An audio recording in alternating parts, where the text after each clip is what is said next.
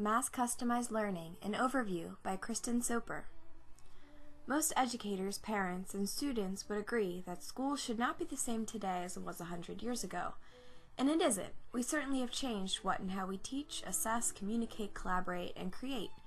We infuse technology, we base our decisions on data and research, and most educators try to improve each year. However, the basic structure of grouping students by age, moving them along once a year to new topics, keeping content areas separate, and counting on the teacher to begin and facilitate the learning process is all about the same.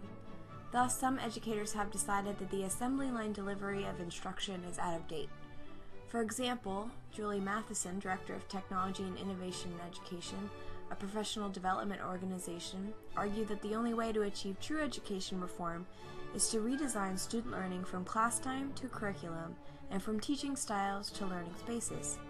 According to Matheson, the old way of learning doesn't work anymore because students are living in a world where they no longer are told how to think and don't process and learn through telling.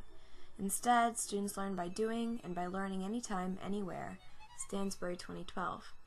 So when students are not being stimulated, engaged, and inspired at school, they become bored and often act out or do not live up to their potential. To solve this problem, Charles Swan and Beatrice McGarvey wrote a book called Inevitable: Mass Customized Learning, Learning in the Age of Empowerment. They outline the issues with our current educational framework and suggest a powerful alternative.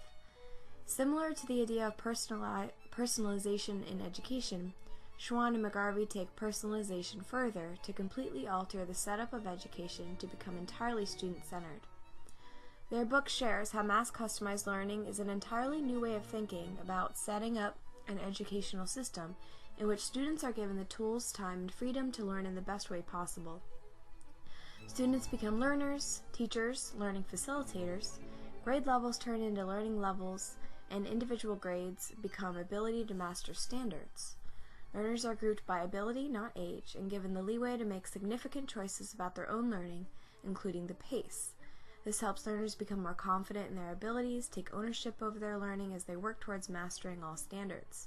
MCL starts with a vision for the future and what an ideal learning experience is for each student, and then asks educators to get rid of the load-bearing walls that currently inhibit the success of all students in their own way.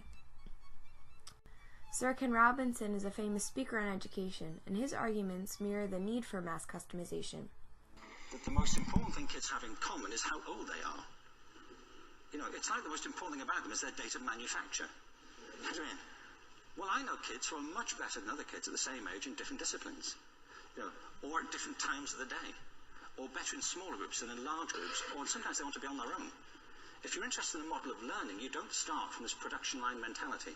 It's essentially about conformity, and increasingly it's about that as you look at the growth of standardized testing and standardized curricula.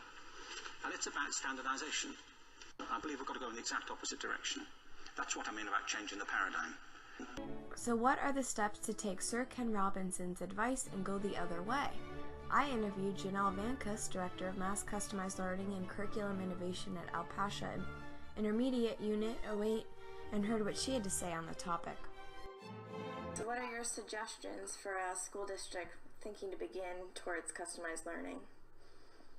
Well, I think, first of all, the administration has to be all on the same page, starting with the superintendent, but the superintendent needs to also work with the board. You know, a board can make or break this kind of work because, again, they only know what they have experienced in education. You know, our world is much different now than, you know, it was, my gosh, even 5-10 years ago with, you know, the rapid pace of technology. And like I said, our world is customized. We live in a world of customization. When you log into Amazon, you know, they can basically say, here's stuff that you might like, because they have, you know, those algorithms that based upon your searches can pretty much tell you this is what you may want or what you're interested in. So that's the world we live in. And so I would definitely think, you know, there has to be a lot of conversation about, you know, what's the mission, the vision of your school district? What do you want learners, when they leave your system, what is it that you want for them? what does an ideal learning experience look like in your district? Many school districts have taken Vanka's advice and decided their vision is best realized with mass customization. In an article by Pierce about the Central York School District, he writes that educators have used technology to customize their school. The program puts students at the center, allows them to choose how and when they learn skills, as long as they meet the standards. Students aren't limited by grade levels, and they can design learning experiences. Students engage in real-world projects for authentic audiences by finding problems to solve in their community. The superintendent, Robert Grove at the time, says, "We're moving away from a mindset of what we did yesterday is what we do tomorrow. We don't claim to have all the answers, we're just asking the question, how can we improve on what schools have always done?" Another superintendent of the same school district says, "We're working very hard with learning management systems and technology that enables a parent to determine at a moment's notice exactly where their child is in this 13-year progression." Other examples of school districts who have customized their learning include Pequea Valley, which is the closest school to mine to have adopted mass customized learning. Another famous one for lower levels is Hightown Elementary. In Colorado, the Adams County School District has adopted mass customized learning, and the superintendent, Roberta Selleck, says, "We have tried to make the shift from teacher-led to student-centric learning system. Kids know exactly what they are going to be held accountable to learn, teachers know exactly what they are going to be held accountable to teach, and parents have entry into the world with the electronic gradebook." Waukesha STEM Academy is a famous school that got rid of grade levels and time requirements so students could get involved in activities such as STEAM, Connect to Learn, garden projects, self-paced math, and advisory time as needed. While all of these ideas about mass customization sound hopeful for the future, not everyone is on board for personalization or customization. According to one writer, one big problem with customized learning is that proponents have struggled to define personalized learning, let alone demonstrate its effectiveness. From Herald 2016. Another blogger suggests that customized learning makes teachers obsolete because it relies too much on online technology to lead students towards standards-based mastery instead of teachers themselves, from Barnwell 2017. Another big critic of customization is the Maine Coalition for Excellence in Education, now called Educate Maine. Maine teachers were given the book on customization over the summer and expected to just be on board for the following years. They found the system too rigid and impersonal.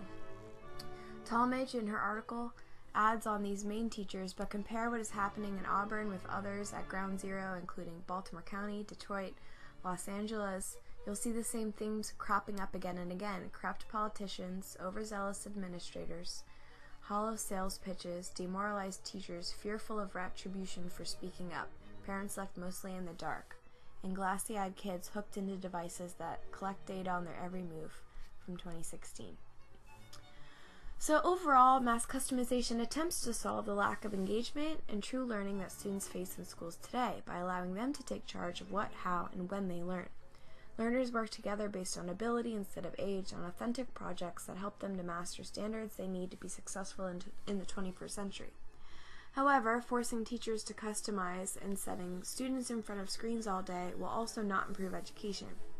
School districts looking to customize need to first identify their vision and purpose for education before deciding if mass customization is the best way to make their vision a reality.